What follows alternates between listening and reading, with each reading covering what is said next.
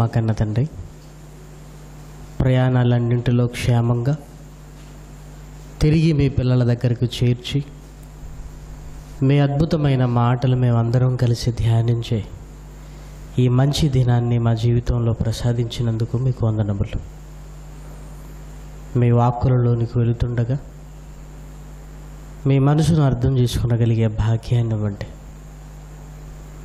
మీరు మమ్మల్ని చూచినప్పుడు మీ పనికి యోగ్యులుగా కనబడగలిగే అర్హతలను సంపాదించుకునే ఆలోచనలు మీ పిల్లలకు కలిగించండి. మీ జ్ఞానాన్ని అర్థం చేసుకునే స్థాయిని మాకివ్వమని కోరుతూ, వచ్చిన మీ పిల్లలందరి హృదయాలలో మీ మాటలతో నింపి పంపమని బ్రతిమిలాడుతూ క్రీస్తు నామముని ప్రార్థన అడుగుతున్నాము తండ్రి, ఆమేన్. ప్రేమన దేవుని వారలారా, దేవుని మహాకృపను బట్టి మీ అందరి ప్రార్థనను బట్టి దుబాయ్ దేశంలోను ఖతర్ దేశంలోనూ దేవుని మహాకృపను బట్టి చక్కగా తరగతులు ముగించుకోవటం జరిగింది. తిరిగి మీ ప్రార్థనా సహాయం అవసరం. నిజామాబాద్లో 26 నుంచి 30 వరకు ఈ సంవత్సరపు 2వ అధ్యాయనపు బైబిల్ తరగతులు నిర్వహించడానికి సన్నాహాలు చేస్తున్నాం కనుక దయచేసి వాతావరణం కొరకు, ప్రతి అవసరం కొరకు మీ వ్యక్తిగతమైన ప్రార్థనలో దయచేసి దేవుణ్ణి మొరపెట్టవలసిందిగా కోరుతున్నాను. ఇక ఈ దినంలో కూడా దేవుని మహాజ్ఞానాన్ని మనం ఆలోచించగలిగితే, పరలోకమందున్న తండ్రి ఈ భూమి మీదికి మనల్ని పంపుతూ తన పనిని మనకు నిర్ణయించాడు అన్న సంగతి మనందరికీ తెలుసు. పని లేనిదే పాప భూమి మీదికి రాడు పాపాయి. అంటే తండ్రి పని మనకుంది అన్న సంగతి మనకు తెలియగలిగితే ఆ పనిని చేసే యోగ్యులుగా మనం ఉన్నామో లేదో ఆలోచించాలి. దేవుని పనికి యోగ్యులు కావాలా? దేవుని పని చేయటానికి మనకు ఉండవలసిన అర్హత ఏంటి అని బైబిల్లోనికి వెళ్ళగలిగితే కొన్ని ఆశ్చర్యకరమైన సందర్భాలు బైబిల్ గ్రంథంలో మనకు కనపడతాయి. ఒక ఉద్యోగం ఉందంటే ఎంతోమంది అప్లై చేస్తారు, కానీ ఒక కంపెనీ నైపుణ్యం ఉన్నవారినే తీసుకోవడం మనందరికీ తెలుసు. మిగిలిన వారు మేము కూడా చేయగలం అన్నా కూడా నైపుణ్యం ఉన్నవారి పట్లే ఒక కంపెనీ మొగ్గు చూపినట్లుగా దేవుడు తన పనిని ఎవరి చేత జరిగించుకోవాలనుకుంటున్నాడు అనేది చాలా ప్రాముఖ్యమైనది. ఇది తెలియకపోవటం వల్ల దేవుని పని అనగానే అందరిది అని అందరికీ తెలిసిన ఆ పని చేసే అర్హతలు ఎంతమందికి ఉంటున్నవో అని ఆలోచన లేకుండా ఏదో దేవుని పని చేస్తే చాలు అనే దృక్పథం ఈరోజు ఎక్కువ మందిలో మనకు కనపడుతుంది.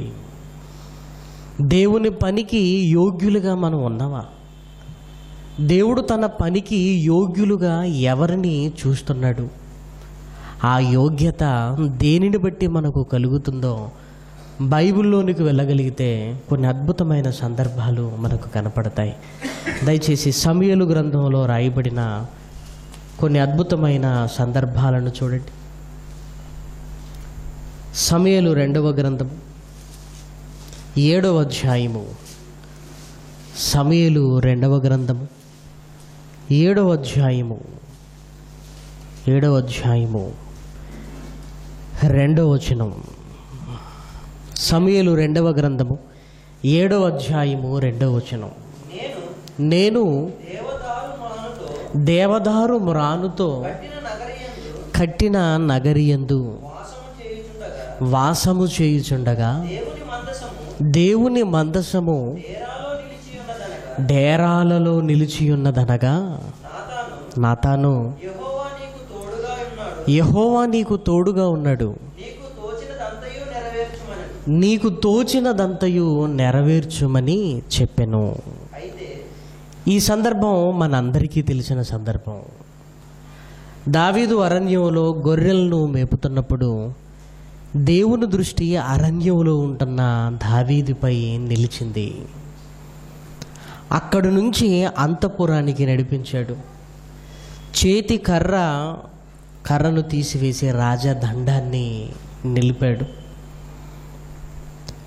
సింహాసనం మీద కూర్చోబెట్టి తన పిల్లలను పరిపాలించమన్నాడు.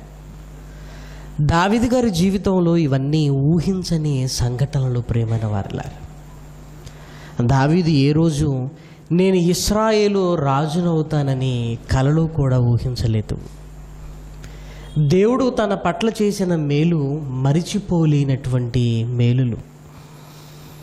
దేవదారు మ్రానుతో కట్టిన నగరిలో నివాసం ఉంటున్న దావీదు తన పూర్వపు స్థితిని జ్ఞాపకం చేసుకొని ప్రస్తుతపు స్థితిని తలుచుకుంటున్నప్పుడు దేవుడు తన పట్ల చేసిన మేలే దావీదు గారు గుండెల్లో గూడు కట్టుకుంది. నేను దేవునికి ఏదో ఒకటి చెయ్యాలి అని ఆలోచించి మందసము గుడారాలలో ఉండటం చూసిన దావీదు గారికి, నన్ను ఇక్కడ పెట్టిన దేవుని మందసం గుడారాలలో ఎందుకు ఉండాలి, నేను దేవునికి మందసం కొరకు ఒక గొప్ప దేవాలయాన్ని కట్టాలి అని నిర్ణయించుకున్నాడు. ఏమంటే మన పూర్వ స్థితిని మనం జ్ఞాపకం చేసుకున్నప్పుడు దేవుడు కొరకు ఏదో ఒకటి చెయ్యాలి అన్న ఆలోచన కలగక మానదు. ఎందుకంటే మనం పూర్వపు స్థితిని జ్ఞాపకం చేసుకుంటే దేవుని మేలు, దేవుని దయ, ఆయన అపారమైన కృప మన దగ్గర మనతో ఉంది అని మనకు అర్థమవుతుంది.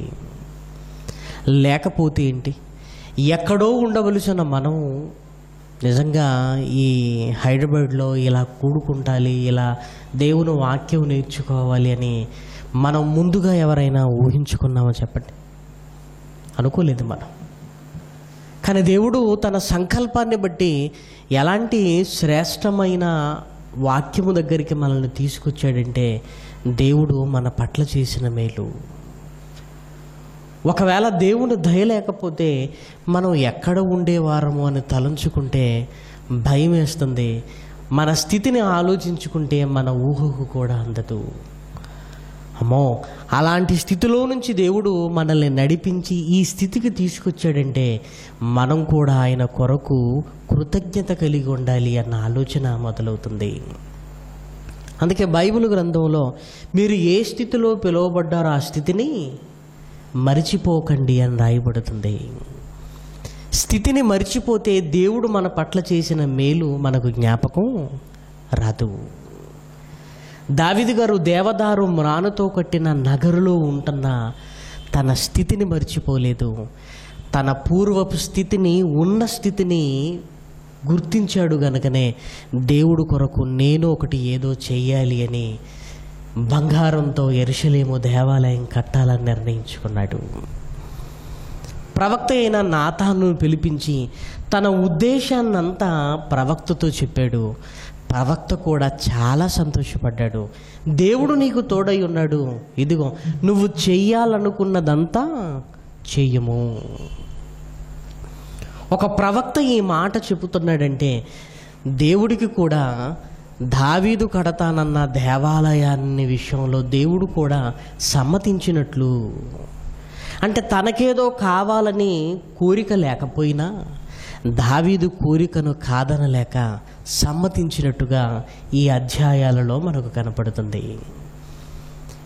యెరూషలేము దేవాలయాన్ని కట్టడానికి దేవుడు సమ్మతించినట్లుగా ప్రవక్త నోటి మాట ద్వారా మనకు అర్థమైపోతుంది.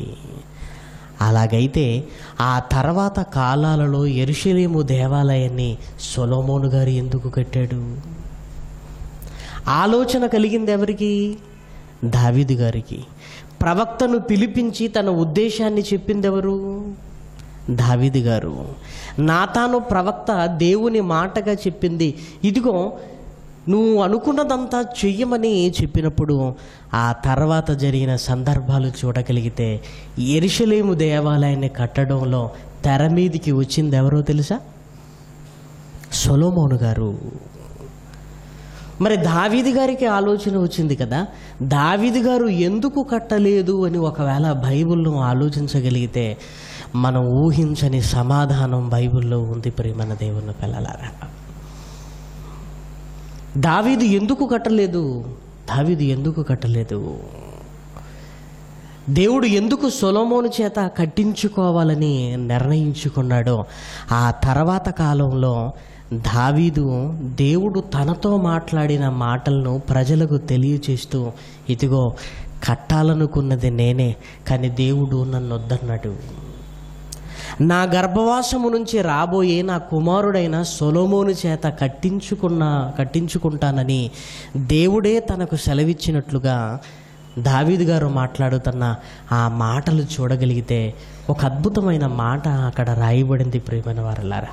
చూడండి, దినవృత్తాంతములు మొదటి గ్రంథం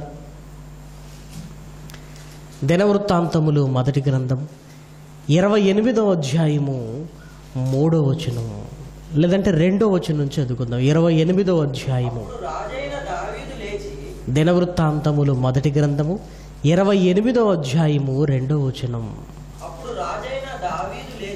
అప్పుడు రాజైన దావీదు లేచి నిలువబడి ఇలాగు సెలవిచ్చెను, నా సహోదరులారా, నా జనులారా, నా మాట ఆలకించుడి.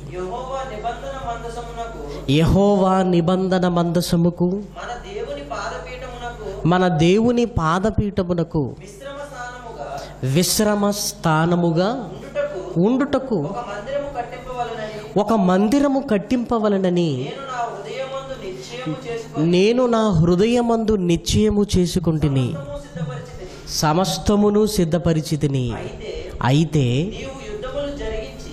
నీవు యుద్ధములు జరిగించి రక్తము ఒలికించిన వాడవు గనుక నీవు నా నామమునకు మందిరము కట్టించకూడదని దేవుడు నాకు ఆజ్ఞ ఇచ్చెను. దావీదే మాట్లాడుతున్నాడు. ప్రారంభంలో దేవుడు సరే అన్నట్టుగా అన్నాడు, కానీ ఆ తర్వాత నాయనా నీ ఆలోచన మంచిదే కాదనటం లేదు. కానీ ఒక విషయం చెప్పనా, నీవు రక్తాన్ని ఒలికించిన వాడవు. నీ చేతులు రక్తంతో తడిసాయి నాయన, ఎన్నో యుద్ధాలు చేశావు, నీ చేతులు రక్తంతో తడిసాయి గనక నీవు నాకు మందిరము కట్టించకూడదు అన్నాడు. మరి నాతాను గారు ఆ మాట ప్రారంభంలో చెప్పలేదు కదా అని ఒకవేళ మీరు అనుకుంటే, ఆ రోజే హృదయంలో నిశ్చయించుకున్న తర్వాత నేను దేవునికి చెయ్యాలి అన్న దావీదు ఆలోచన చూసి దేవుడు సంతోషపడ్డాడు. అప్పుడే నువ్వేమి నా కొరకు కట్టించొద్దు అంటే దావీదు ఏమైపోతాడు? డిసప్పాయింట్ అయిపోతాడు. ఏదో చెయ్యాలని నేను అనుకుంటే దేవుడు వద్దన్నాడేంటి అని బాధపడతాడు. అతనుకున్న ఉద్దేశాన్ని కాదనలేక సరే అన్నాడు. తనలో ఉంటున్న ఉద్దేశాన్ని మాత్రం ఆ తర్వాత చెప్పాడు, వద్దు నాయనా అన్నాడు. నిజంగా దావీదు కూడా వెంటనే ఏం చేశాడో తెలుసా? అలాగే నాయన, అలాగే. ఆ మందిరాన్ని కట్టించడానికి నాకు అర్హత లేదు అని నాకు అర్థమైపోయింది. నాకు అర్హత లేదు, ఎందుకంటే నా చేతులతో ఎంతో రక్తాన్ని ఒలికించాను, నేను ఎన్నో యుద్ధాలు చేశాను. ఏమంటే యుద్ధాలు చేయడానికి, రక్తాన్ని ఒలికించడానికి, యెరూషలేము దేవాలయపు నిర్మాణం జరిగించడానికి సంబంధం ఏంటంటే, రక్తాన్ని ఒలికిస్తే యెరూషలేము దేవాలయాన్ని కట్టకూడదా? దేవుని ఆలోచన మనం అర్థం చేసుకోగలిగితే ఏ పని దేవుడు మన చేత జరిగించాలన్నా చాలా ఆలోచన కలిగి ఉంటాడు ప్రేమన దేవుని పిల్లలారా. చాలా సందర్భాల్లో ఈ హైదరాబాద్ సిటీలో కానివ్వండి, లేదంటే బెంగళూరు సిటీకి వెళ్ళినప్పుడు కానివ్వండి, చెన్నైకి వెళ్ళినప్పుడు కానివ్వండి, ఆ పెద్ద పెద్ద బిల్డింగ్లు చూస్తున్నప్పుడు మన వాళ్ళని అడుగుతుంటాం, ఇదేం బిల్డింగ్ అన్నప్పుడు కొన్నిసార్లు మన వాళ్ళు చెప్పే సమాధానం ఏంటో తెలుసా? ఈ బిల్డింగా అంటారు. ఏంటి ఈ బిల్డింగ్ అంటే, ఎంతమందిని ముంచి కట్టాడు ఈ బిల్డింగ్ అంటాడు. దీనికి ఎంత చరిత్ర ఉందా? అవునండి. గాలి జనార్దన్ ప్యాలెస్ చూసి ఎవడు భలే కట్టాడు అని అన్నాడండి. ఆ ప్యాలెస్ చూడగానే ఏమంటారో తెలుసా? ఏమంటారు? ఎంతమంది ప్రాణాలు తీసి ఈ బిల్డింగ్ కట్టాడు, ఎన్ని లంచాలు తీసుకొని ఆ పై పోర్షన్ వేశాడు. ఏమంటే ఆ బిల్డింగ్ను చూడగానే వాళ్ళ అవినీతి జ్ఞాపకం వస్తుంది. ఆ బిల్డింగ్ను చూడగానే ఏది జ్ఞాపకం వస్తుందంటే ఎంతమంది పొట్ట కొట్టి సంపాదించాడు అని. కొంతమంది సంపాదనను చూసినప్పుడు అందరూ మాట్లాడుకునే మాటలు, అమ్మో దీని వెనకాల ఇంత చరిత్ర అని. ఇంకా బాగా అర్థం కావాలంటే తాజ్మహల్ అనగానే 2 జ్ఞాపకం వస్తాయండి. మొదటిది ప్రేమకు గుర్తు, రెండవది షాజహాన్ కూలీల చేతులు నరికివేశాడు. ప్రేమకు గుర్తుగా కట్టాడనేది ఎంత ఫేమస్ అయిందో తాజ్మహల్ గురించి రెండో మాట చెప్పమనగానే ఏం చెప్తారో తెలుసా? ఏమంటే షాజహాన్ ఇది కట్టిన తర్వాత ఇలాంటి కట్టడం మరి ఎక్కడా ఉండకూడదని ఆలోచించి ఆ కట్టిన కూలీలందరినీ పిలిచి వారి 2 చేతులు ఇలా పెట్టి 2 చేతులు కట్ చేశాడండి, వేళ్ళు కట్ చేశాడు. ఒకవైపు ప్రేమకు గుర్తుగా కనపడుతుంది, ఇంకొక వైపు ఎంతోమంది ప్రాణాలు తీసింది ఆ తాజ్మహల్ కట్టడం. ఆగ్రాకు వెళ్ళి తాజ్మహల్ గురించి చెప్పండి అనగానే మొదటి విషయం ప్రేమకు గుర్తు, రెండవ విషయం చెప్తారు తెలుసా? ఏమంటే ఆమె పోతే పోయింది కానీ ఆ తర్వాత ఎంతమంది కూలీల ప్రాణాలు తీశారండి. నిజంగా ఒకవేళ కూలీల ప్రాణాలు కోల్పోయారు అని అది మనసులో పెట్టుకొని తాజ్మహల్ని చూస్తే ఎంజాయ్ చేయలేమండి. ఏమనిపిస్తుందో తెలుసా? ఈ రాయి అక్కడికి తీసుకెళ్ళి ఎంత కష్టపడ్డారో, అయినా అంత కష్టపడిన కూలీలకు మిగిలిందేంటి? చేతులు తెగ నరకబడ్డాయి. ఈ అపురూపమైన కట్టడాన్ని కట్టిన కూలీల చేతులు విరవబడ్డాయి. ఇదిగో ఈ కట్టడం వల్లే అని ఒకవైపు ప్రేమకు గుర్తు అని మనం అనుకుంటున్నా, మాటి మాటికి ఎంతమంది కూలీలు చచ్చిపోయారో అన్న మాట కూడా జ్ఞాపకానికి వస్తూనే ఉంటుంది. ప్రేమన దేవుని పిల్లలారా, దేవుడు కూడా భవిష్యత్తు ఆలోచించాడు. నాయనా, నా కొరకు నువ్వు ఏదైనా చేస్తున్నావంటే అది చాలా గొప్పగా ఉండాలి. నువ్వు కడతావు, నువ్వు కట్టలేవని కాదు, కానీ నువ్వు కట్టి వెళ్ళిపోయిన తర్వాత యెరూషలేము దేవాలయాన్ని చూసినప్పుడు ఏమంటే ఏం జ్ఞాపకం వస్తుంది చెప్పండి? యెరూషలేము దేవాలయమా, దావీదు ఎంతమందిని నరికి ఇది కట్టాడేమో. ఏమంటే దేవుని భావన అనేది యెరూషలేము దేవాలయాన్ని చూసినప్పుడు జ్ఞాపకం వస్తుందంటారా? అది దేవుని కట్టడంగా చరిత్రలో నిలిచిపోతుందంటారా?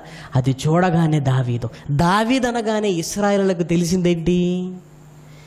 ఎప్పుడూ యుద్ధాలు, రక్తాన్ని ఒలికించాడు. రక్తాన్ని ఒలికించిన నీ చేతులతో నాకు దేవాలయాన్ని కట్టొద్దు. అలాని దావీదు వద్దంటే యుద్ధాలు ఏమీ చేయలేదు, దేవుడు చేయమంటేనే చేశాడు. అయినప్పటికీ నువ్వు అది చెయ్యాలి, ఈ దేవాలయాన్ని కట్టడానికి వీలు లేదు. ఏమంటో ఒక కట్టడం కట్టడానికి దేవుడు అర్హతలు చూస్తున్నాడు. చూసారా? ఒక మందిరం కట్టడానికి నీకు క్వాలిఫికేషన్ లేదు అంటున్నాడు. అన్న మాట ఎవరితో అనుకుంటున్నారు? నా ఉద్దేశములన్నీ నెరవేర్చువాడు అన్న దావీదుతో ఈ విషయంలో నీకు అర్హత లేదు నాయనా అన్నాడు.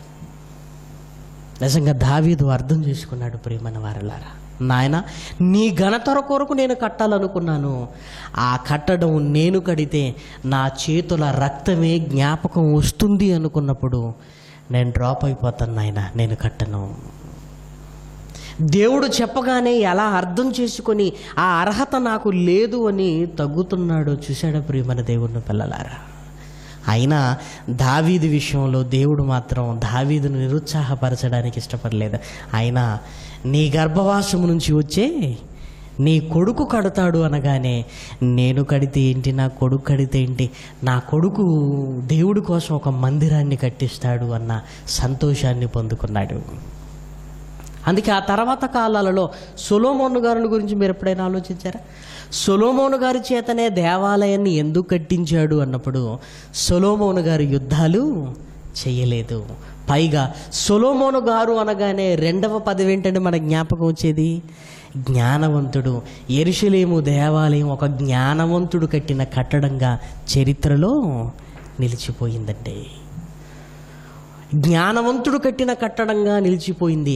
దావీదు ఒలికించిన రక్తం యెరూషలేము దేవాలయం చూసినప్పుడు ఎవరికీ జ్ఞాపకం రాలేదు. అంటే దేవుడు తన కొరకు చేయించుకునే పనులలో ఎంత జాగ్రత్తగా ఉంటాడో బాగా ఆలోచించండి. మనం వర్తమానాన్నే ఆలోచిస్తాం, కానీ ఈ పని మనం చేస్తే భవిష్యత్తులో తన పనికి తనకు అవమానం వస్తుంది అనుకున్నప్పుడు దేవుడు అది జరగనివ్వడు. ప్రేమన దేవుని పిల్లలారా, ఎందుకంటే దేవుడు తన ఘనతను, దేవుడు తన గొప్పతనాన్ని మన ద్వారా పాడుకానివ్వడు ఆయన. అందుకనే దావీదును పక్కకు వెళ్ళమన్నాడు, సొలొమోనును తెర మీదికి రప్పించాడు. తెర మీదికి రప్పించి ఒక జ్ఞానవంతుడు కట్టిన ఒక మహా కట్టడంగా చరిత్రలో నిలిచిపోయింది యెరూషలేము దేవాలయం. ఎందుకు అని మనం ప్రశ్న వేసుకుంటే, దేవుడు చెప్పిన మాటను దావీదు గారే స్వయంగా చెబుతూ, దేవుడు నాతో ఏం చెప్పాడంటే, ఇదిగో నీవు రక్తమును ఒలికించిన వాడవు, అంటే నీ చేతులు రక్తముతో తడిశాయి. రక్తముతో తడిసిన ఈ చేతులతో నువ్వు దేవాలయాన్ని కడితే, దేవాలయాన్ని చూడగానే ఎంతమందిని చంపి ఇది కట్టాడో అనుకుంటాడు. ఇదిగో నా ఘనత కొరకు కట్టబడాలే తప్ప నీ రక్తపాతాన్ని చూసేటట్టుగా ఈ దేవాలయం ఉండకూడదు అన్నాడు. ఇప్పుడు ఆ మాట మళ్ళీ చూడండి, 3వ వచనం. అయితే నీవు యుద్ధములు జరిగించి రక్తము ఒలికించిన వాడవు గనుక నీవు నా నామమునకు మందిరమును కట్టించకూడదని, ఇది సలహా కాదు, ఏమన్నాడు? ఆజ్ఞ ఇచ్చాను. ఇట్స్ మై ఆర్డర్ అన్నాడు. నువ్వు కట్టకూడదంటే ఎంత వినయంగా లోబడ్డాడో తెలుసా దావీదు. అలాగే నాయన, అలాగే దేవుని పని చేసేవాడికి అర్హతలు ఉండాలి. ప్రేమన దేవుని పిల్లలారా, దేవుని పని చేసేవాడికి కొన్ని క్వాలిఫికేషన్స్ ఉండాలి. ఎవరు పడితే వారు చేసేది దేవుని పని కాదు. ఒకవేళ ఆ పని చేసిన దేవునికి ఘనత ఉండదు. దేవునికి ఘనత ఉండదు. దేవునికి ఘనత రావాలంటే అర్హతలు కలిగిన వాడు చేస్తే దేవుని కీర్తి పతాకంలా ఎగురుతుంది. అర్హత లేనివాడు చేస్తే దేవునికి ఘనత రాదు. ఏమవుతుందో తెలుసా? మన పని వెనకాలంటున్న అప్రతిష్ట దేవుని పనికి కలుగుతుంది. కాబట్టి బైబిల్లో రాయబడిన ఈ విశేషమైన సందర్భాన్ని ఆలోచిస్తూ, ఏమండి, ఒక కట్టడం కట్టడానికి దేవుడు ఎంత అర్హత కావాలని కోరుకుంటున్నాడంటే, ఆ తర్వాత కాలాలలో మందిరం మారింది. ఆ తర్వాత కాలాలలో కట్టవలసిన మందిరం క్రొత్త నిబంధనలో స్పష్టంగా రాయబడింది. ఆ తర్వాత కట్టబోయే మందిరం వేరు. ఆ తర్వాత దేవుని దృష్టిలో యెరూషలేము దేవాలయం కాదు, యెరూషలేము దేవాలయం కంటే ఒక గొప్ప దేవాలయము నిర్మాణం జరగాలి అని దేవుని సంకల్పంలో ఉంది. ఆ తర్వాత కాలంలో కట్టబడే ఆ గొప్ప మందిరం ఏంటో మీరు చూడగలిగితే, యోహాను సువార్త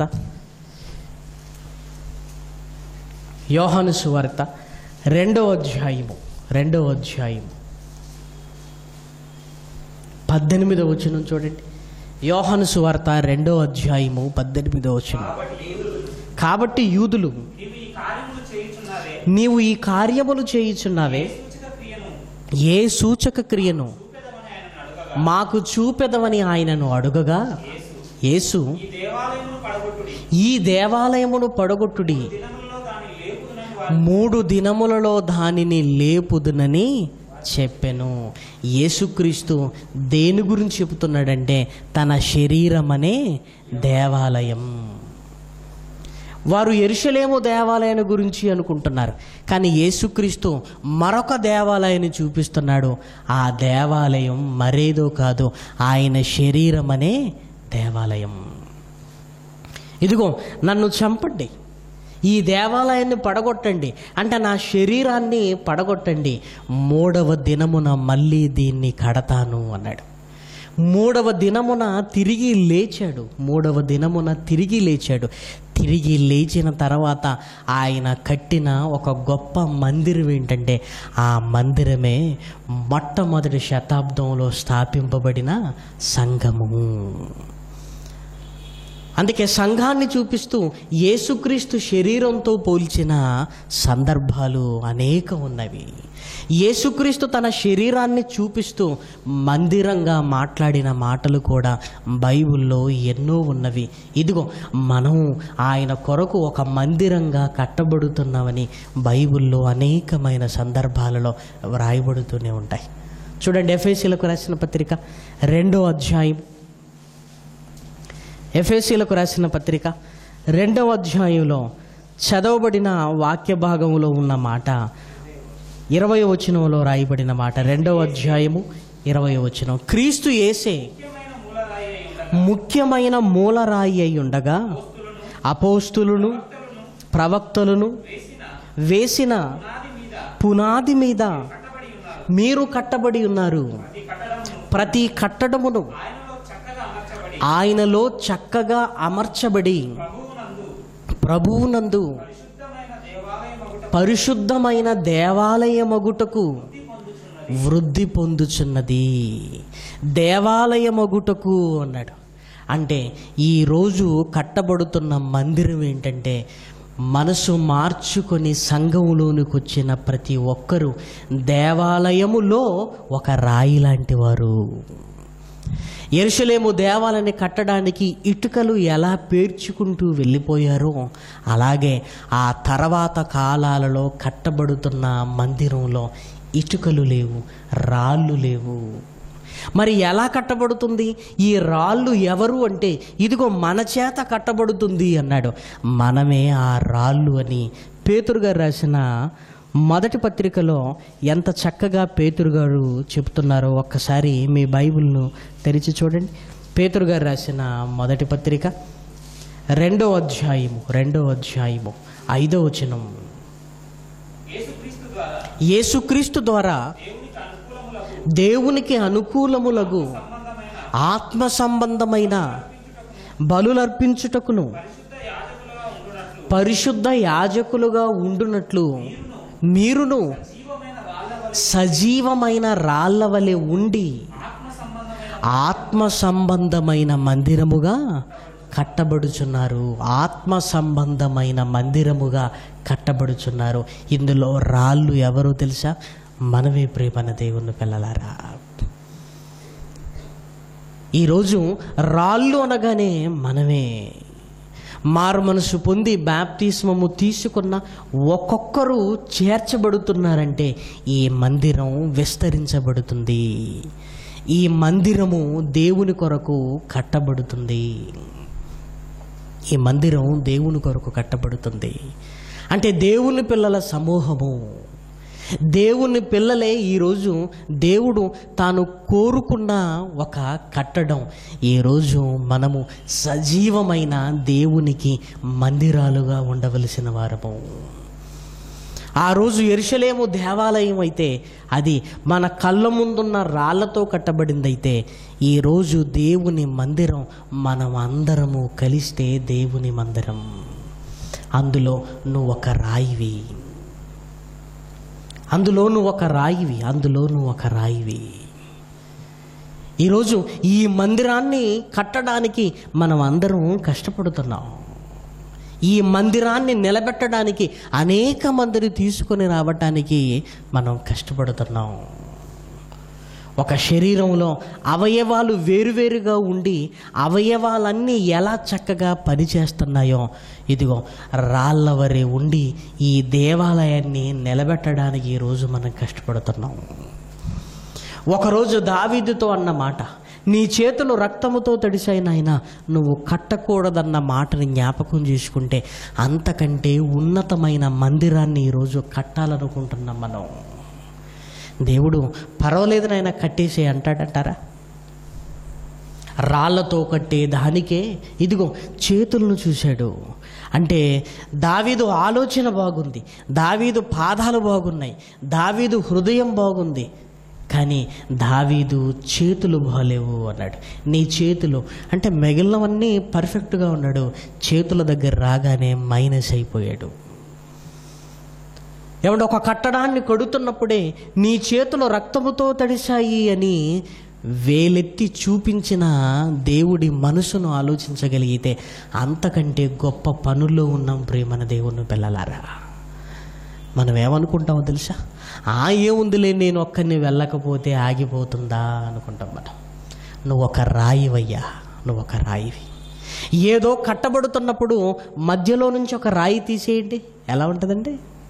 మధ్యలో నుంచి ఒక రాయి తీసేయండి, ఇంటికి వెళ్ళి మీ గోడ బలగొట్టి మధ్యలో ఉన్న ఒక రాయి తీసి పక్కన పెట్టండి, బోల్డ్ రాళ్ళు ఉన్నాయి కదా అనుకుంటారా? మన ప్రాముఖ్యత ఏంటో మనకు తెలియటం లేదు. ఎందుకు ఈరోజు ఒక మందిరంగా కట్టబడుతున్న మనం, ఎదగవలసిన మనం ఎక్కడ జరుగుతుందంటే ఇదిగో మధ్యలో రాయి తీసివేయబడుతుంది.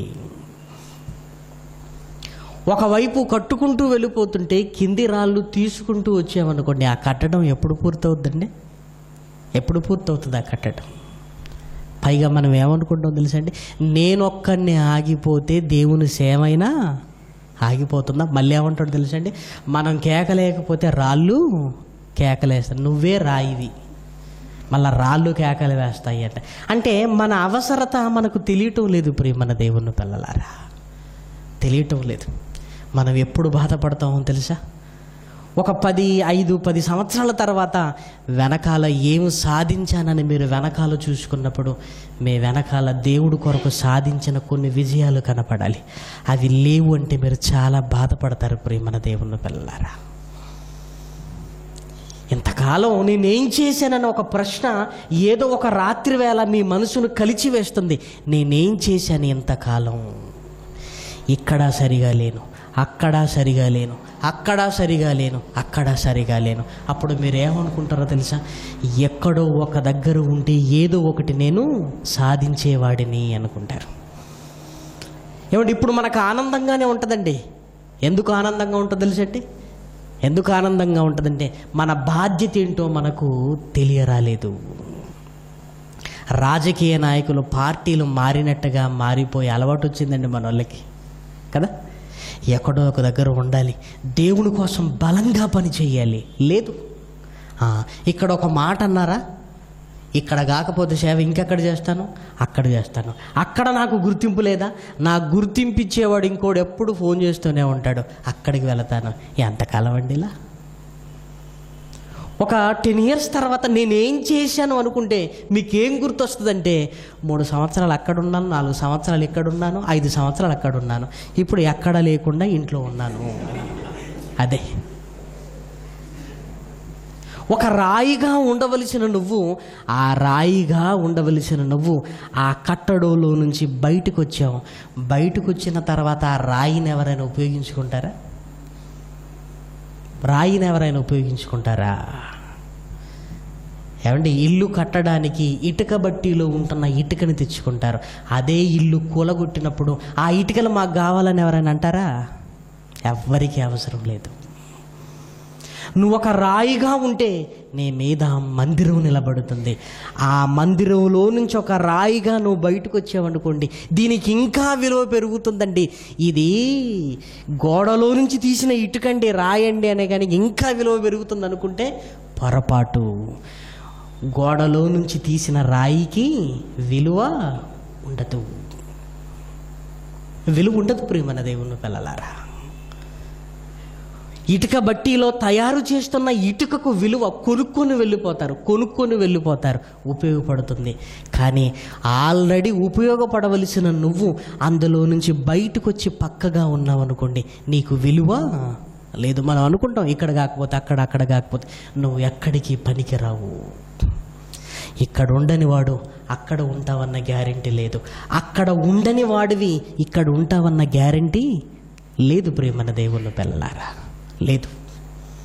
సజీవమైన రాళ్ళుగా ఉండవలసిన మనం, ఈరోజు మందిరంగా కట్టవలసిన మనం ఎందుకు ఇలా అయిపోతున్నామంటే ఆలోచన లేదు.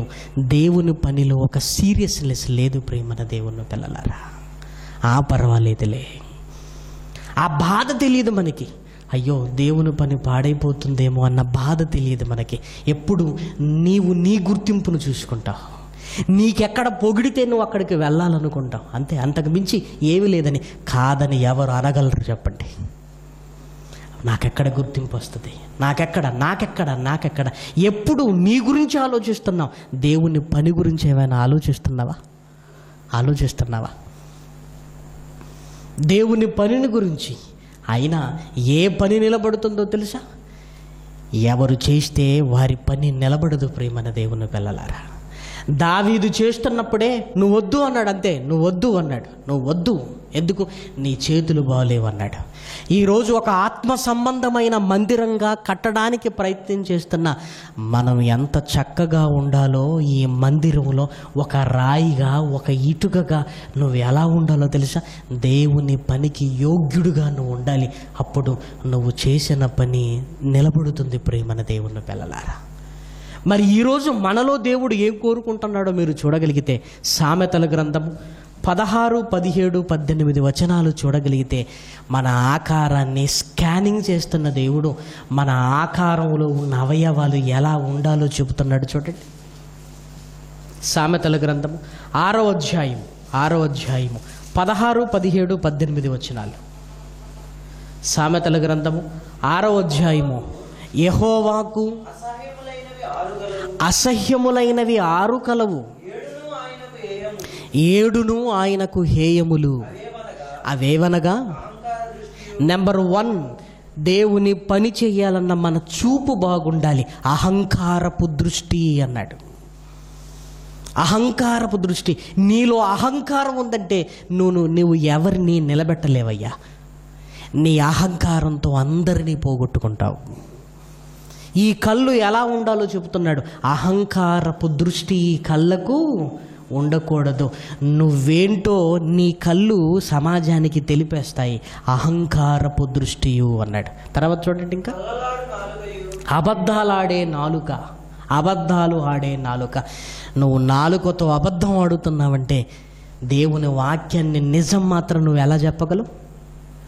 నువ్వు నోరు తెరిస్తే అబద్ధాలు ఆడుతున్నప్పుడు ఇక నిజాన్ని చెప్పగలవా? నిజాన్ని కూడా నువ్వు చెప్పలేవు. నిజాన్ని చెప్పనప్పుడు వాక్యాన్ని కూడా కలిపి చెరుపుతావు. అలా చెరిపి ఎంతమందిని నిలబెట్టగలవు? ఎంతమందిని నువ్వు సంపాదించగలవు?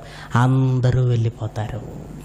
కళ్ళలాడు నాలుకయు అన్నాడు. ఇంకా నిరపరాధులను చంపు చేతులను. ఈ చేతులు ఎలా ఉండాలో చెబుతున్నాడు. ఈ చేతులకు మంచి చేయటమే తెలియాలి, చెడు చేయటం తెలియకూడదు.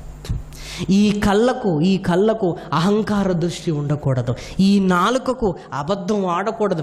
వాడు నోరు తెరిస్తే అబద్ధం రా అన్నాడు అనుకోండి, ఇక నోరు తెరిచి వాక్యాన్ని మాత్రం నిజం ఎలా చెప్పగలడు? లోకంలో ఉంటున్న మాటలే మాట్లాడలేని నువ్వు వాక్యంలో నిజం ఎలా చెప్పగలవు? కళ్ళలాడు నాలుక ఉండొద్దు అంటున్నాడు. నిరపరాధులను చంపు చేతులను అన్నాడు. నెక్స్ట్ చూడండి, దుర్యోచనలు యోచించు హృదయమును,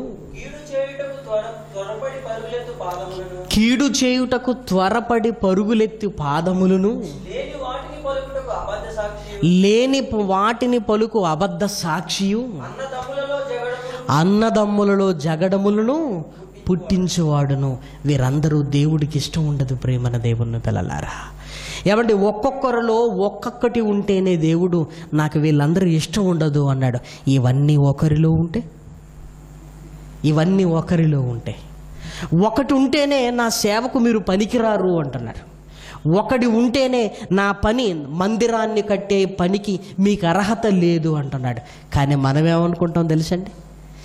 ఎన్ని డిస్క్వాలిఫికేషన్స్ ఉన్నా నాకంటే ఇంకెవరు అనుకుంటాం. దావీదులా ఒప్పుకొని సైడ్ అయిపోతాను అనుకోమండి మనం. లేదు, సరిదిద్దుకుని నీ పని చేస్తాను నాయన అని మనం అనుకోం ప్రియమైన దేవుని పిల్లలారా. జగడములు పుట్టించేవాడు. ఇక దేవుని పని ఏం జరుగుతుంది చెప్పండి? దేవుని పని ఏం జరుగుతుంది? లేని వాటిని కల్పించేవాడు. ఉన్నవి చెప్పలేని నువ్వు లేనివి చెప్పుకుంటూ వెళ్ళిపోతే బైబిల్లో రేపొద్దున ఉన్నది చెబుతామన్న గ్యారెంటీ ఏంటి? దుర్యోచనలు యోచించు హృదయము. నీ హృదయంలో ఎప్పుడు దుర్యోచనలు ఉన్నప్పుడు ఇక వాక్యాన్ని హృదయంలో ఎప్పుడు పెట్టుకుంటావు? వాక్యమే నీ హృదయంలో లేనప్పుడు నువ్వు సమాజానికి ఏం చెప్పగలవు? ఎప్పుడు ఎత్తులకు పై ఎత్తులేనా? నిలవదు ప్రియమైన దేవుని పిల్లలారా. ఇసుక మీద కట్టబడిన ఇల్లు కట్టేంత వరకు ఉంటుంది, కట్టిన తర్వాత కూలిపోతుంది. బండ మీద కట్టినది నిలుస్తుంది అన్నట్టుగా ఇదిగో దేవుడు తన పనిని చేసే వారికి ఈరోజు ఉండవలసిన అర్హతలు అని చెబుతున్నాడు. కళ్ళ దగ్గర నుంచి పాదాల వరకు ఎలా ఉండాలో చెబుతున్నాడు చూడండి. సమాజంలో కన్ను గురించి నేర్పించారు కానీ చూపు గురించి నేర్పించలేదు. సమాజంలో నాలుక గురించి నేర్పించారు కానీ కళ్ళలాడకూడదు అని నేర్పించలేదు. ఇదిగో హృదయాన్ని గురించి చెప్పారు కానీ దుర్యోచనలు యోచించకూడదని చెప్పలేదు. కానీ దేవుడు మనల్ని స్కానింగ్ చేస్తున్నాడు. ఇదిగో నీ దృష్టి బాగోలేదు, నువ్వు నా పనికి పనికిరావు అంటున్నాడు. నీ నాలుక బాగోలేదు, నా పనికి పనికిరావు అంటున్నాడు. నీ హృదయం బాగోలేదు, నీ హృదయంలో నా కోసమైన తాపత్రయం లేదు, నీ హృదయంలో నా కోసమైన వేదన లేదు. నా పని పాడైపోతున్నప్పుడు, నా పని జరగనప్పుడు ఈరోజు బాధపడేవారు ఎవరున్నారు ప్రియమైన దేవుని పిల్లలారా? ఉన్నారా? నిజంగా బాధాకరమైన సంగతి చెప్పమంటారా? కొంతమంది ఎంతమంది వస్తారో చూసి సంతోషపడే వాళ్ళు ఉన్నారండి ఈరోజు. అబ్బా ఈరోజు ఎవ్వరూ రాలేదు, అబ్బా భలే భలే భలే భలే. ఇదేం సంతోషం అండి?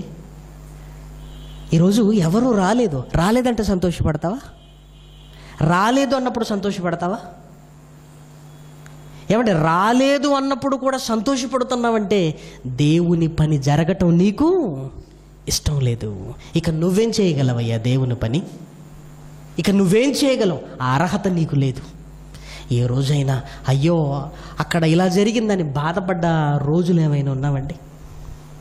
మనం తప్ప ఎవరు బాగుండకూడదు అనుకుంటున్నావంటే ఇదిగో నీ పని కూడా నిలబడదు. ఈరోజు దేవుని పనిలో కూడా స్వార్థం వచ్చేసింది. దేవుని పనిలో కూడా నేనే అనే అహంకారం వచ్చేసింది. దేవుని పనిని కూడా ఎత్తులకు పై ఎత్తు వేస్తూ నిష్కల్మషంగా చేయవలసిన పని దుర్యోచనలు. ఇదిగో వాళ్ళు పెట్టారా, ఇదిగో మనం కూడా వేసేయండి ఒకటి. వాళ్ళు అక్కడ చేశారా, మనది ఇక్కడ ఓపెన్ చేయండి. ఏంటండి ఇదంతా? ఇది ప్రేమతో చేసినట్టు ఏమన్నా? దుర్యోచనలు ఏమంటే పంతంతో చేసేది కాదండి, ప్రేమతో చేసేది దేవుని పని.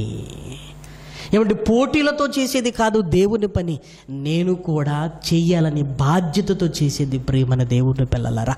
ఆ బాధ్యత ఎవరికి వస్తుంది, ఎప్పుడు వస్తుంది? దేవుడు వారిని చూస్తున్నాడు, ఒక్కొక్కరిని చూస్తున్నాడు. నా పని చేసే క్వాలిఫికేషన్ వీరికి లేదు అంటున్నాడు. ఒకవేళ అలాంటి వాళ్ళు పని చేసిన ఆ తర్వాత నిలబడదు ప్రియమైన దేవుని పిల్లలారా. ఆ తర్వాత అహంకార దృష్టి ఆ పనిని పాడు చేస్తుంది. ఆ కళ్ళలాడు నాలుక వల్లే ఆ పని కూలిపోతుంది. ఆ పని కూలిపోయిన రోజు ఏమవుతుందో తెలుసా? దేవునికి అవమానం కలుగుతుంది. దావీదు వద్దు నాయన అనగానే ఆగిపోయాడు. కానీ ఈరోజు వద్దనగానే ఆగిపోయేవారు ఎవరైనా ఉన్నారా? వద్దు అనగానే ఆగిపోయేవారు ఎవరైనా ఉన్నారా? దేవుని పని జరగకపోతే బాధపడేవారే లేరు ప్రియమైన దేవుని పిల్లలారా. ఏమైనా కానివ్వండి, ఆ తర్వాత కాలాలలో ఏం జరుగుతుందో ఎవరికెరుక? ఇదిగో నేనే చెయ్యాలి, నాకు అర్హత లేదు అనుకున్నప్పుడు ఏమంటే నాకు లేదు అని ఈరోజు గొప్ప మనసుతో ఆలోచించేవారు ఎవరైనా ఉన్నారంటారా? పోనీ సరిదిద్దుకొని దేవుని పనిలో సాగిపోయేవారు ఎవరైనా ఉన్నారా? ఏమండి ఇటుక మీద ఇటుక పేర్చుకుంటూ వెళ్ళిపోతుంటే కిందున్న ఇటుకలు లాగుతున్నారు ప్రేమన వారలారా. రాయి మీద రాయి పెట్టి వేదనతో చెబుతున్న మాటలకు ఒకరు ఆకర్షింపబడ్డారంటే 10 మంది రాళ్లను తీసేస్తున్నారు ప్రేమన దేవుని పిల్లలారా. ఏం చేయాలి చెప్పండి? ఇక ఏం చేయాలి? దేవునికి మందిరంగా ఎప్పుడు కట్టగలమండి? YWCA రేటు మళ్ళీ పెంచారు, 6,000 రూపాయలు. బతకనివ్వండి కొంతమందిని. ఈ 6,000 రూపాయల కష్టంతో కొంతమందిని బతకనివ్వండి ప్రియమైన దేవుని పిల్లలారా. మీకు చేతనైతే ఒక రాయి పెట్టండి, ఒక రాయిని తీయకండి, ఒక రాయిని తీయకండి. అది మంచిది కాదు. నువ్వు అనుకోవచ్చు ఇంతకంటే గొప్పగా తయారు చేస్తానని. తీయటం నీకు తెలుసు, మళ్ళీ ఆ రాయిని సరిచేయటం నీకు రాదు. చివరికి ఎక్కడికి వెళ్ళని వారుగా ఏకాకులుగా మిగిలిపోయి దేవునికి దూరం అవుతారు. ఆ దుస్సాహసం చేయకండి ప్రియమైన దేవుని పిల్లలారా, చేయకండి. దేవుని మందిరంగా కట్టబడుతున్న ఈ దేవాలయంలో ఒక్కొక్కరు కష్టపడుతున్నారు కదా. ఆ కష్టాన్ని ఎందుకు నిర్వీర్యం చేయాలి? ఎందుకు నిర్వీర్యం చేయాలి? ఎందుకు నిర్వీర్యం చేయాలి? ఆ కష్టాన్ని దోచుకోవాలన్న ఆలోచన ఎందుకు రావాలి? దోచుకోవాలని ఎందుకు ఆలోచన రావాలి? వద్దు, ఆ పని నిలబడదు. అలా మనం చేస్తే ఇదిగో మన పని నిలబడదు ప్రియమైన దేవుని పిల్లలారా. అహంకారపు దృష్టి ఉండకూడదు, కళ్ళలాడు నాలుక ఉండకూడదు, దుర్యోచనలు యోచించు హృదయం ఉండకూడదు, నిర్దోషులను చంపు చేతులు ఉండకూడదు, పాపము చేయటానికి కీడు చేయటానికి పరిగెత్తు పాదములు ఉండకూడదు, లేని వాటిని పలుకు నోరు, అన్నదమ్ములలో జగడములు పుట్టించువాడు ఉండకూడదు అన్నాడు. ఈరోజు మనల్ని స్కానింగ్ చేస్తే దావీదు చేతులే రక్తంతో తడిచేయి అన్నాడు. ఈరోజు అహంకార దృష్టి దగ్గర నుంచి కీడు చేయటానికి పరిగెత్తే పాదముల వరకు ఇవన్నీ సరిగా ఉన్నవా ఆలోచించుకోవాలి. మనం దేవుని పని అనగానే ఎవరు పడితే వాళ్ళు చేసేస్తామనుకోకూడదు. పాపం చేసి కూడా దేవుని పనిని చేయొచ్చు అనుకుంటున్నారు. ఒక ఆయన అంటున్నాడు, ఏమండి మా ప్రసంగికుడండి, మీరు ఏమనుకోకండి, తాగితే భలే ప్రసంగం చేస్తాడండి అంటాడు. తాగితే భలే చెప్తాడండి ఆ రోజు వాక్యం అంటున్నాడు. ఇప్పుడు తాగితే అనేది చిన్నదైపోయింది, ప్రసంగం మాత్రం అంటే అర్థం ఏంటంటే తాగకపోతేనే సరిగా చెప్పలేడు. అంటే తప్పు చేస్తేనే భలే చెప్తాడట, తప్పు చేయకపోతే చెప్పలేడట. చూసారా? అర్హతలు లేవండి, అర్హతలు లేవు. సిగ్గుపడాలండి. దేవుని పనిని చేసే అర్హత నాకుందా లేదని ఆలోచించుకోవాలి. కానీ ఈరోజు ఆ ఆలోచన లేదు. దేవుని పని వ్యాపారంగా మారిపోయింది. దేవుని పని ఇదిగో బ్రతకడానికి స్థిరపడే పనిగా మారిపోయింది. దేవుని పనిని అడ్డం పెట్టుకొని ఈ బ్రతుకును లాగించొచ్చు అనుకున్నారే తప్ప పరలోకానికి వెళ్ళొచ్చు అనుకున్న వారు ఎవరైనా ఉన్నారా? దేవుని పనిని అడ్డు పెట్టుకొని ఈ 60 సంవత్సరాల జీవితాన్ని లాగించొచ్చు ఈ బ్రతుకు బండిని అనుకున్నారే తప్ప ఈ పని నాకు పరలోకాన్ని కట్టబెట్టేది అన్న ఆలోచన లేదు. పర్వాలేదు, 1 సంవత్సరమా కానివ్వండి, 2 సంవత్సరాల కానివ్వండి అనుకుంటున్నారే తప్ప దీర్ఘకాలంగా ఈ పనిని మేము నిలబెట్టాలి అనే ఆలోచన కలిగిన వారు ఎవరున్నారు చెప్పండి? అందుకే ప్రియమైన దేవుని పిల్లలారా, దేవుని పనిలో ఇదిగో ఒక రాయిగా ఉండి నీ పని చేయాలంటే నువ్వు కూడా ఇదిగో దేవుని స్కానింగ్ మెషిన్లోకి వెళ్ళగలిగితే ఇదిగో నా పనికి యోగ్యుడు అని దేవుణ్ణి నిన్ను నమ్మేటట్టుగా ఉండాలి. అలా నమ్మకంతో నువ్వు చేసే పని నిలబడుతుంది. నీ పని దేవుని ఘనతకు కారణమవుతుంది. నీ పని ఇదిగో పరలోకపు ప్రతిఫలాన్ని నీకు తెచ్చిపెడుతుంది. కాబట్టి సమాజంలో జరుగుతున్న ఈ పరిస్థితులను చూడగలిగితే పనుల మధ్య ఇదిగో ఆ పనికి అర్హత నాకుందా లేదన్న ఆలోచన తక్కువైపోయి ఏముందిలేండి దేవుని పనే కదా అనుకుంటున్నారు. అందుకే ఈరోజు బోధకులు ఎక్కువైపోయి దేవుని పని అనగానే భయపడేవారు తక్కువైపోయారు. ఇప్పుడు ఏమంటున్నారు తప్ప నేను చెయ్యలేనా అనుకుంటున్నారు.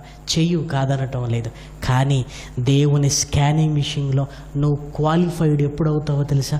ముందు నీ కళ్ళను కంట్రోల్గా పెట్టు, నీ నాలుకను కంట్రోల్గా పెట్టు, నీ హృదయాన్ని కంట్రోల్గా పెట్టు, నీ చేతులను కంట్రోల్గా పెట్టు, నీ పాదాలను కంట్రోల్గా పెట్టు. అప్పుడు దేవుని పని నీ ద్వారా జరిగితే దేవునికి చాలా ఘనత వస్తుంది. ప్రియమైన దేవుని పిల్లలారా, ఒక కట్టడానికే దేవుడు అంతా ఆలోచించినప్పుడు ఆత్మ సంబంధమైన మందిరంగా మనం కట్టబడుతున్నాం, మనం కడుతున్నప్పుడు దేవుడు మనల్ని కూడా స్కాన్ చేస్తాడు. మనల్లో కూడా అర్హత ఉందో లేదో చూస్తాడు. ఆ అర్హతను సంపాదించుకొని దేవుని పనికి ముందుకు వెళ్ళాలి. ఒక రాయిగా ఉన్న నువ్వు ఉండు, ఎందుకంటే కట్టడం అనేది ఇంకా ఉంది. ఆ రాయిగా ఉంటున్న నువ్వు మధ్యలో ఆ రాయిగా నువ్వు తీసివేయబడితే అది పూడ్చుకోవటానికి సమయం ఇంకా ఎప్పుడు కట్టబడుతుంది చెప్పండి ప్రియమైన దేవుని పిల్లలారా. మీరు నిలబడాలని మాటలు చెప్తున్నాను. దేవుని పనిలో ఒక 5 సంవత్సరాల తర్వాత నేనేం చేశాను అనుకున్నప్పుడు నీకు కొన్ని జ్ఞాపకం రావాలి అంటే ఒక మందిరంలా నువ్వు కట్టబడాలి. ఆ మందిరంలో సజీవమైన రాయిగా నీ ఉనికి ఉండాలి. నీ ద్వారా ఎంతోమంది రక్షణలోనికి రావాలి.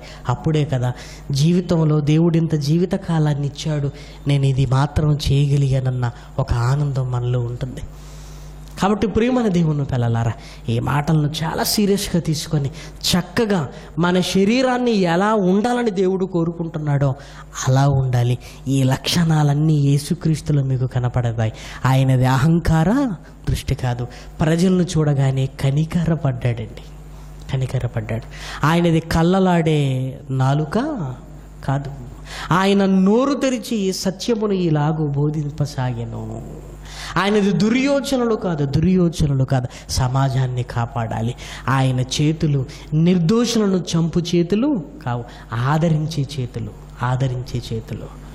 లేని వాటిని చెప్పేవాడు కాదు, అన్నదమ్ములలో జగడములను పుట్టించేవాడు ఆయన కాదు. ప్రియమైన దేవుని పిల్లలారా, యేసులో ఇవన్నీ కనపడుతున్నప్పుడు అదే యేసును నమ్మిన మనలో ఆ లక్షణాలు కనబడకపోతే మన పని నిలవదు. ఆ లక్షణాలను కలిగి ఇదిగో మందిరంగా నువ్వు కట్టబడుతున్నప్పుడు ఆ మందిరంలో నువ్వు ఉంటేనే ఈ పని నిలబడుతుంది. కాబట్టి దేవుని పనికి యోగ్యులుగా మనల్ని మనం మలుచుకుంటూ దేవుని కొరకు కష్టపడదాం. ఒక మందిరంగా కట్టబడుతున్నప్పుడు ఆ రాయిగా నీ పని నువ్వు చేయగలిగితే ఇదిగో దేవుని పని విస్తరిస్తుంది. మన ద్వారా జరిగిన దేవుని పని దేవుని ఘనతకు కారణమవుతుంది. కాబట్టి ఈ మాటలను మనసునందుంచండి. రాబోయే కాలాలలో ఇంకా అద్భుతమైన సంగతులు దేవుని వాక్యము ద్వారా మాట్లాడుకుందాం. మరి నెక్స్ట్ సండే కూడా నేనే వస్తాను కనుక ఇంకా అద్భుతమైన సంగతులు మాట్లాడుకుందాం. ఉత్సాహభరితమై ఉజ్జీవాన్ని పొంది దేవుని పనిలో ముందుకు కదులుదాం. ప్రార్థన చేసుకుందాం. దయగలిగిన మా కన్న తండ్రి, మీకు వందనములు ఆయన. అద్భుతమైన మీ మాటలు విన్న మేము నాయన మమ్మల్ని మేము పరీక్షించుకుంటూ సజీవమైన రాళ్ల వలె ఉండిన మేము నాయన నీ బరువును మొయ్యగలిగే స్థితి మాకివ్వండి. నీ పనికి యోగ్యులుగా ఆత్మ సంబంధమైన మందిరంగా కట్టబడుతున్న మేము నాయన మా ప్రాధాన్యతను మా స్థితిని గుర్తించిన ఆయన ఇంకా అనేక మందిని నాయన ఈ మందిరంలో పాలిభాగస్తులుగా చేసి సంఘమనే మీ శరీరంలో అనేకమైన పనులు కలిగి ఒక్కటైన మీ కొరకు బ్రతికగలిగే భాగ్యాన్ని ఇవ్వమని కోరుతున్నా. వచ్చిన మీ పిల్లలందరినీ నాయన మంచి ఆలోచనలతో తీసుకుని వెళ్ళమని, మరుసటి ఆదివారం వరకు నాయన మీ కొరకు ఉన్నతంగా బ్రతకడానికి నాయన ఈ మాటలను వారి హృదయాలలో నింపమని కోరుతూ కూడి వచ్చిన మీ పిల్లలందరినీ పేరు పేరు వరుసన జ్ఞాపకం చేసుకొని నిస్వార్థంగా ఈ పని కొరకు కష్టపడుతున్న మీ పిల్లలకు పరమందు ప్రతిఫలాన్ని ప్రసాదించమని, మరొక ఆదివారం ఇంతకంటే మహాద్భుతమైన జ్ఞానాన్ని మాట్లాడుకోవడానికి కృప చేయమని కోరుతూ కూడి వచ్చిన మీ పిల్లలందరినీ క్షేమంగా తీసుకుని వెళ్ళమని, మరి దుబాయ్ ప్రాంతంలో ఖతర్ ప్రాంతంలోనైనా ఈ సేవను ప్రోత్సహించిన ఆయన అనేక మంది తమ కష్టాన్ని పెట్టుబడి పెట్టారు, తమ సహాయ సహకారాలు అందించారు. మరి తమ కష్టాన్ని పెట్టిన తమ సహాయ సహకారాలు అందించిన మీ పిల్లలందరినీ కృపతో జ్ఞాపకం చేసుకున్నామని, ఇంకను బలంగా ఆ ప్రాంతాలలో సేవ చేయటానికి మార్గాలు తెరువమని కోరుతూ నిజామాబాద్లో జరగనంటున్న తరగతులన్నీ మీకు మహిమకరంగా జయకరంగా జరిగించమని బ్రతిమలాడుకుంటూ క్రీస్తు నామముని ప్రార్థన అడుగుతున్నాం తండ్రి. ఆమేన్.